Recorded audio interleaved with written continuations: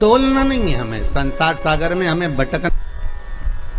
आप लोग अगर भगवान को थाली में, आपके घर में भगवान हैं बहुत सारे, होते हैं आप लोगों के, सभी लोगों के यहाँ होते हैं बहुत सारे भगवान, ठीक है। गणेश जी भी हैं सब क्या, अरे बोलो तो लड्डू गोपाल भी हैं, फिर देवी देवता भी हैं बहुत सारे, फिर शंकर जी भी हैं। तो सबको एक ही थाली में रख लिया और थाली में रखकर सबने उनको स्नान कराना चालू कर दिया। अब सबको स्नान कराया तो शिव जी को भी कराया, बोलो कराया कि नहीं कराया, थाली के अंदर रखा। अब तुमने स्नान तो करा दिया, स्नान कराने के बाद वो जल को क्या करा तुम लोगों ने, ले जाकर तुलसी के क्यारे में डाल दिया।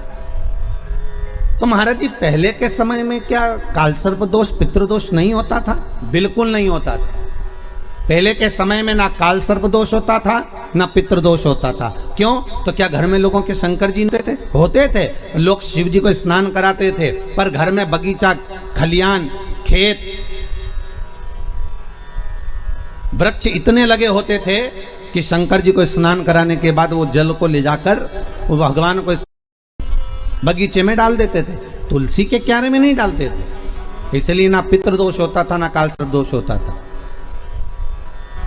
अब दुनिया के लोग भगवान को स्नान करा के ले दे के एक ही पौधा घर में दिखता है, वो तुलसी जी का, बस स्नान कराया और तुलसी जी में ले जाकर डाल दिया। तो तुलसी जी में ले जाकर डाला तो उससे शास्त्र कहता है कि अगर शिव जी का चढ़ा हुआ जल तुलसी के क्यारे में जाएगा तो सर्प के डसने का दोष लग जाएगा, जिसको हिंदू धर्म में काल सर्प दोष कहा गया।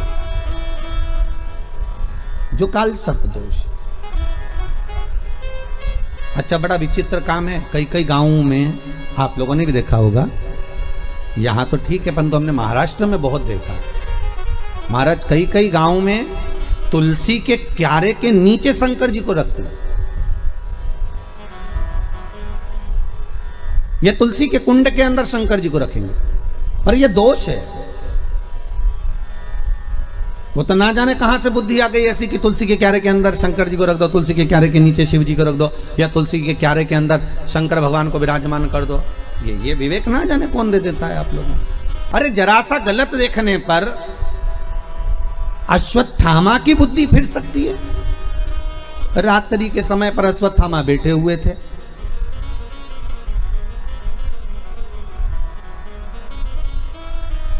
और रात्रि के समय पर अश्वत्थामा बैठे, और बैठे बैठे अश्वत्थामा ने क्या देखा कि एक वृक्ष के कोटर में कौवे के अंडे रखे हुए हैं, कौवे के बच्चे रखे हुए हैं, और एक उल्लू रात्रि के समय पर उड़ता उड़ता आया और वो कौवे के अंडों को उसने, रात के समय कौवा जब सो गया तो उसके अंडों को, उसके बच्चों को मार दिया। किसने? उल्लू ने। अश्वत्थामा ने देख लिया इससे जोरदार कोई काम नहीं हो सकता। अगर ये पांडव जीते, नेत्र खुलने के बाद अगर नहीं मर रहे, तो एक काम करता हूं, जैसे उल्लू रात को आया और उसने कौवे के अंडों को मार दिया, कौवे के बच्चों को मार दिया, तो अश्वत्थामा ने भी विचार करा एक काम करता हूं, मैं भी सोते समय पर जाता हूं और मार देता हूं। और अश्वत्थामा ने करा क्या, जब पांडवों के पुत्र सो रहे थे और अश्वत्थामा उनको सोते हुए को मार आया, सोते हुए। बस केवल रात्रि को एक जरा सा एक लीला देखी और उस बुद्धि में, अश्वत्थामा के उस विवेक में वो समाहित हो गया। गलत चीज लोगों की बुद्धि में तुरंत आ जाती है कि हाँ उसने ऐसा करा, उसने तुलसी जी के क्यारे में शिवलिंग रखा तो अपन भी रख लो, उसने ऐसा करा तो अपन भी ऐसा कर लो, और उसने यूं करा तो अपन भी ऐसा कर लीजिए। पर शंकर की कथा करें नहीं भाई, ये थोड़ा वंचिता होना चाहिए। महाराज जो शास्त्र सम्मत हो उसका स्मरण करना चाहिए। पहले के समय में दो दोष नहीं रहते थे, ना पितृदोष रहता था ना काल सर्प दोष रहता था। काल सर्प दोष कब आया? जब आप लोगों ने भगवान का चढ़ा हुआ जल, शिव जी का चढ़ा हुआ जल तुलसी में चढ़ाना प्रारंभ करा, तब काल सर्प दोष आया। और पितृदोष पहले नहीं होता था। क्यों? क्योंकि लोग घर के मटके में से, घर के हंडे में से, घर के परिंदे में से लोटा भरकर पानी लेकर जाते थे और शंकर को चढ़ाते थे। घर का जो रसोई घर होता था वो बीच केंद्र में होता था, रसोई घर घर के मध्य में होता था, तो वहां से जब पानी लेकर जाते थे, परिंडा, मटका, हंडा पितरों का स्थान माना गया है। वहां से जब पानी भरते और ले जाकर शंकर जी को चढ़ाते, तो पूरे घर में से पानी निकलकर जब शिव को चढ़ने के लिए जाता था, तो पूरे घर का वास्तु दोष, पितृदोष समाप्त हो जाता था। अब आज के जमाने में मंदिर का लोटा उठाकर मंदिर का पानी भरकर शंकर जी को चढ़ा देते हैं, तो ना वास्तु दोष समाप्त होता है, ना पितृदोष समाप्त होता है, ना कालसर्प दोष समाप्त होता है। पहले भी कथा में कहा, परसों की कथा में कहा कि लक्ष्मी जी अपने पास का अगर कोई सामग्री शिव जी को चढ़ा देती तो शंकर प्रसन्न हो जाते, पर लक्ष्मी जी ने करा क्या, जल भी लाई तो पार्वती की यहां से लाई। लक्ष्मी जी अगर जल लेकर आ रही है तो पार्वती की यहां से लेकर, आपके पास में जो है आप शंकर को वो समर्पित करो। आपके पास में जो हुआ वो शंकर को दीजिए। और शंकर एक बात और कहते हैं कि मुझे दिखावा कर कर मत दीजिए, जो आपके पास में है, जो अपना है वो दो।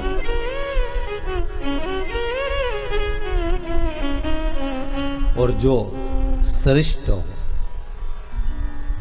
श्रेष्ठ, जो श्रेष्ठ है वो दीजिए। कहा मात्र एक चावल का दाना, कितना, जम के बोलिए, एक चावल का दाना शंकर जी को चढ़ाओ, पर आखा चढ़ाओ। कैसा चढ़ाना है, आखा, मतलब खंडित नहीं होना चाहिए। एक बेलपत्र शिव जी को चढ़ाओ, पर आखी चढ़ाओ।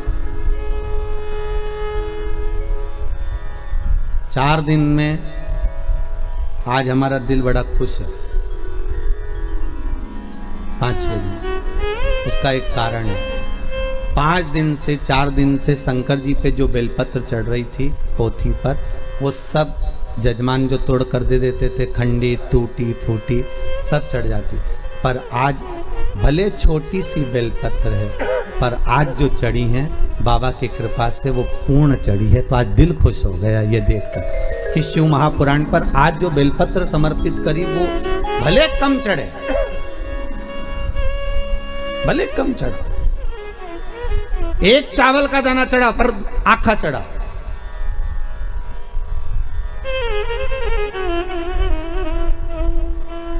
आज हमें बड़ी खुशी मिली है, इस व्यासपीठ पर आए, जब बेलपत्री थोड़ी सी हाथ में आई तो देखा कि भले छोटी सी है पर सुंदर कितनी है। आज बाबा इसको अंगीकार करेंगे, स्वीकारेंगे। शिव महापुराण की पोथी नहीं होती महाराज, 7 दिन, 9 दिन, 5 दिन, जितने दिन तक शिव महापुराण जिस जगह पर रखी रहती है, जिस कुल में, जिस परिवार में, जिस भाव में रखी रहती है, वहां पर ये 12 ज्योतिर्लिंग 7 दिन के लिए विराजमान होते हैं। उस पर चढ़ाई गई बेलपत्री का फल 12 ज्योतिर्लिंग पर चढ़ाई गई बेलपत्री के फल के बराबर होता है। 12 बेल ज्योतिर्लिंग के बराबर है मां, उसका फल एक आनंदी, बड़ी प्रसन्न। थोड़ा दो भगवान को, पर अच्छा। पर दुनिया के लोगों की आदत ये थी, अच्छी चीज होती ना वो अपने लिए रख लेते। बहुत अच्छी साड़ी है तुम्हारे पास में तो बहू को दे दोगी, और अच्छी साड़ी है तो तुम अपनी बेटी को दे दोगी। साड़ी थोड़ी भी गड़बड़ है तो भागवत पे चढ़ा दोगी, इतनी खुश होकर चढ़ाओगी, भागवत महारानी पे चढ़ा दी। अब तुम सोचोगे भागवत जी पे साड़ी चढ़ा दी, और वो साड़ी जो किसी काम की नहीं, वो साड़ी जो किसी के काम की नहीं, जब तुम्हारी बेटी के काम की नहीं, तुम्हारी बहू के काम की नहीं, तुम्हारे काम की नहीं, तो तुमने जो भागवत जी पे चढ़ाई वो महाराज की पत्नी पहनेगी? अरे बोले तो कहीं नहीं पहना, पर एक चढ़ाओ, पर अच्छा चढ़ाओ। एक चावल का दाना चढ़ाओ, अच्छा चढ़ाओ। एक बेलपत्र चढ़ाओ भगवान को, पर वो अच्छी चढ़ाओ। एक पुष्प चढ़ाओ, अच्छा चढ़ाओ। एक वृक्ष की पत्ती चढ़ाओ, पर अच्छी चढ़ाओ। एक दुर्वा चढ़ाओ, पर अच्छा चढ़ाओ। एक लोटा पानी चढ़ाओ, पर अच्छा चढ़ाओ, दिल से चढ़ाओ। हमें नहीं लेना मंदिर का पानी, हमें नहीं चाहिए मंदिर का जल, हमें तो घर से लेकर जाएंगे, भले इतना सा लेकर जाए, वो चढ़ाएं। गुरु पूर्णिमा पर जब सीहोर लोग आते हैं गुरु पूर्णिमा महोत्सव मनाने के लिए, गुरु दीक्षा के समय पर, तो वो अपने अपने घर से बोतल में भी पानी भर कर लेकर आते हैं महाराज। उनका भाव कितना शुद्ध होता है कि यहाँ हम आए हैं तो बाबा के आनंद लेवे, चरण धोवे से तो हमारी जल होवे, भगवान का स्नान करा में तो हमारा ही जल होवे। ये भाव है।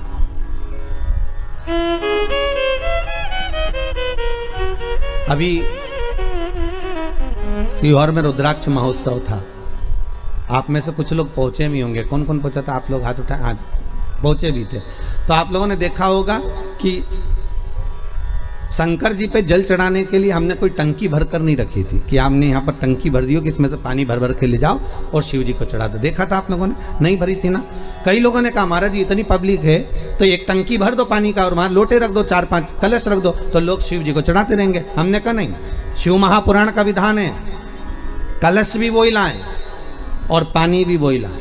अब उनकी मर्जी, वो कुएं में से खींच के लाएं, बोर में से निकाल के लाएं, टैंकर से लाएं, जहां से उनकी मर्जी पड़े जल वो लेकर आए और चढ़ाएं। क्यों? क्योंकि इतनी दूर आए हैं तो एक लोटा पानी भी चढ़ाएं तो उनकी कामना पूरी हो, उनकी मनोकामना पूर्ण हो। भरने को तो हम जल भर देंगे, हमको क्या करना। जब कुएं में इतना पानी डल रहा था, लोगों के लिए इतना पानी की व्यवस्था करी गई थी, तो आपके लिए एक टंकी पानी भरने में क्या जाता। पर नहीं, आप स्वतः लेकर आएंगे, आप स्वयं लेकर आएंगे और उस जल को आप स्वयं समर्पित करेंगे तो उसका आनंद ही दूसरा हो,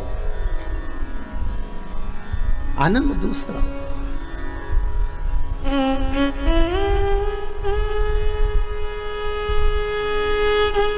गंगा जली खोली है कभी किसी ने? किसी के यहां गंगा जली खुली है? अरे बोलो तो सही। शादी में, ब्याह में या कोई गंगा जी भर के लेकर आते हैं और फिर गंगा जली खोलते हैं, पंडित जी पूजन कराते हैं। खोली है सब लोगों ने?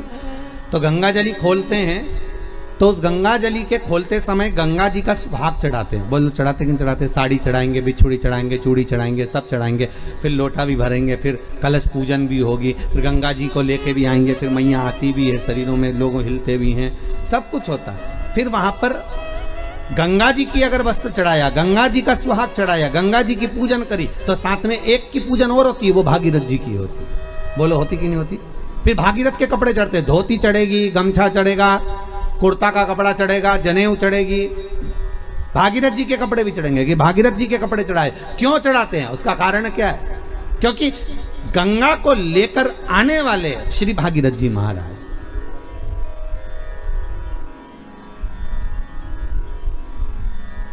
अगर हम केवल गंगा की आराधना कर लेंगे तो गंगा उतना फल नहीं देगी जितना देना चाहिए। अगर हमने भागीरथी गंगा का स्मरण करा कि हे भागीरथ महाराज, आप गंगा को लेकर आए थे, 60,000 काकाओं के उद्धार के लिए लेकर आए, राख के ढेर बन गए थे संत के, केवल एक दृष्टि से वो राख के ढेर बने, 60,000 काकाओं का उद्धार। हे गंगा मैया, भागीरथ जी महाराज लेकर आए गंगा को। तो इसलिए हमारा हिंदू धर्म कहता है कि जब गंगा जली खोली जाती है, गंगा की पूजन करी जाती है, गंगा जली का उत्सव जब करा जाता है तो सबसे पहले भागीरथ की पूजन करी जाती है कि भागीरथ महाराज इस गंगा को लेकर आए हैं। तो हे भागीरथ जी, आप गंगा को लेकर आए, आप ही से सीखकर हम गंगा जी को हरिद्वार से, प्रयागराज से, इलाहाबाद से हम भरकर लेकर आए हैं। ऐसी कृपा करना गंगा मैया, जैसे आपने भागीरथ बाबा के 60,000 काकाओं का उद्धार करा था, वैसे हमारे पूर्वजों का भी उद्धार कर देना। इस भाव से हम गंगा जी की पूजन करते हैं, भागीरथ के साथ करते, अकेली गंगा नहीं पूजते। हम अकेली गंगा का स्मरण नहीं करते, हम भागीरथी गंगा का स्मरण करते हैं, हम विष्णुपदी का स्मरण करते हैं।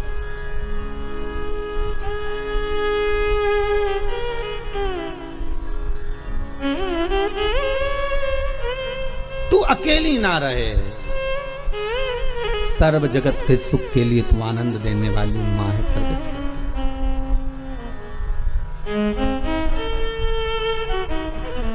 सर्व जगत का हित।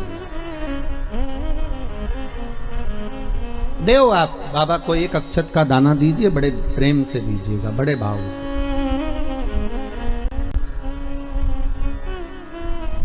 एक साधे सब सधे, सब साधे विसरा। आप अगर शिव जी का भजन कर रहे हो तो शंकर की भक्ति में ऐसे डूब जाओ, ऐसे डूब जाओ कि फिर शिव के सिवा कोई सुहाए। शंकर की भक्ति में ऐसे डूब जाओ हर एक में शंकर दिखे। कृष्ण की भक्ति में ऐसे डूब जाओ कि हर एक में कृष्ण नजर आए। राम की भक्ति में ऐसे डूब जाओ कि सब जगह राम नजर आए। पर जितना एक जगह पर आप जाते रहोगे, वहां से आपको जो प्राप्त होगा वो सुख का आनंद ही कर देगा। सुखानंद जिनके यहाँ पितृदोष होता है, काल सर्प दोष होता है, वास्तु दोष होता है, उनको ज़्यादा कुछ नहीं करना होना। महाराज एक बेल का फल लीजिए। क्या लेना है? बेल का फल, बेलपत्री का जो फल होता है उसको ले लो। उसके अंदर का जो गुर्दा होता है, अंदर का जो भाग होता है, उसको निकाल लीजिए और उस बेल के फल में आटा सेक कर उसमें शक्कर मिलाकर उसको उसके अंदर भर लीजिए। अमावस्या के दिन सुबह 10 बजे से पहले उस बेल फल में जिसमें तुमने पंजेरी भरी है, आटा सेक कर भरा है शक्कर के साथ में, उसको अपने घर में घुमाने के बाद में जिसको काल सर्प दोष बताया है, पितृदोष बताया है या वास्तु दोष का स्मरण बताया है, घर में सब दूर घुमाकर अपने परिवार का हाथ का स्पर्श कराकर पीपल के पेड़ के नीचे तक खड्डा खोदकर उस बेलपत्र के उस फल को दाब दीजिए। उस फल को उसमें दबा दीजिए। महाराज केवल एक अमावस्या करना रहता है, पितरों के दोष से मुक्ति मिलती है और हमारे घर के कार्य सफल होना प्रारंभ हो जाते हैं। कार्य की सफलता होती है, कार्य में सफलता प्राप्त होने लगती है। हम तो कई बार कहते हैं महाराज जी, अगर ऐसा लगे किसी औषधि को आप ले रहे हैं, मालूम पड़े कि औषधि आपको लग नहीं रही है, शिव महापुराण की कथा करेंगे, मान लो औषधि आपको नहीं लग रही, आपने औषधि बहुत दिनों से ले रहे हो, कोई दवाई, मान लो आप किसी भी दवाई को ग्रहण कर रहे हैं और वो औषधि लगी नहीं रही है, वो शरीर को लगी नहीं पा रही और आप ठीक ही नहीं हो पा रहे, 15 दिन हो गए, 8 दिन हो गए, बताओ, उतना की उतना ही कैटरीना है, उतना ही उतना अपना भरा हुआ, वही की वही लीवर, वही की वही किडनी, वही की वही स्मरण, सभी कुछ वही वही है, उतना की उतना ही है। बीपी भी ऊंचा नीचा चल रहा है पर लेवल में नहीं आ रहा, शुगर भी लेवल में नहीं आ रही, तो प्रयास करा करो महाराज, बेलपत्री के फल का जो गुर्दा है, अंदर का जो भाग है फल का, उसको पानी में गला लीजिए और प्रदोष की प्रदोष, कम से कम प्रदोष नहीं हो और बीमारी जरा दवाई लगी नहीं रही हो तो बिना प्रदोष के भी कर सकते हो, उसको पानी में गलाइए।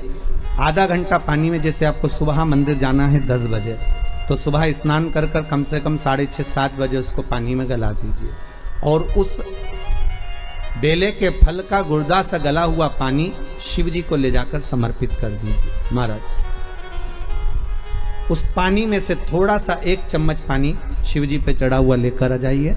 उस पानी को जो बीमार व्यक्ति है उसको औषधि देने से पहले मात्र आधी चम्मच से भी आधा चम्मच उसको दे दीजिए। भगवान शंकर का श्री शिवाय नमस्तुभ्यम का जाप कर कर उस पानी को देने के बाद अगर आप औषधि देंगे तो ये पक्का है कि औषधि अपना कार्य करना प्रारंभ कर देगी और वो स्वस्थ होना प्रारंभ हो जाएगा। वो स्वस्थ होगा औषधि के लिए। शंकर पर चढ़ी हुई भस्म, शंकर पर चढ़ा हुआ बेलपत्र, शंकर पर चढ़ा हुआ एक पुष्प भी औषधि का कार्य करता है। शिव महामृत्युंजय, अरे मार्कंडू जी के पुत्र मार्कंडे जो शंकर की आराधना में डूबे हुए थे, जिनकी उम्र कम थी, जिनकी आयु मात्र 12 वर्ष की थी और प्राण छूटना थे, और वो मार्कंडू जी के पुत्र मार्कंडे जी भगवत स्मरण में ऐसे डूब गए कि उनके मुख से महामृत्युंजय मंत्र का उद्घोष हो गया।